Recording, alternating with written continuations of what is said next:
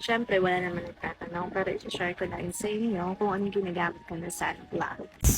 Is a dermatology approved.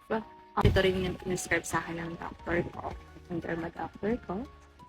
And it's a really good skincare line. No one talk about this skincare line kasi siyang influencer or any artist na nagpo-promote ng skincare line nila. Using this skincare line really helps my skin condition. Yung derma ko, nag-prescribe siya ng medicine, obviously. And for skincare line, nag-prescribe siya na sabon.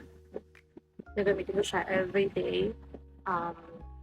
Then, toner, niacinamide, and sunblock.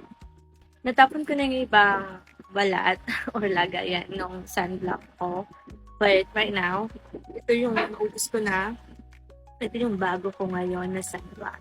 This is from the brand Ever White. You can use it for your face, your body. This is a non-greasy and this is for all skin colors. So, wala siyang white cast, at least for me. By the way, this has SPF 50 plus, PA plus, dermatologist approved. Yan ang gusto natin. Ayan, nandito siya.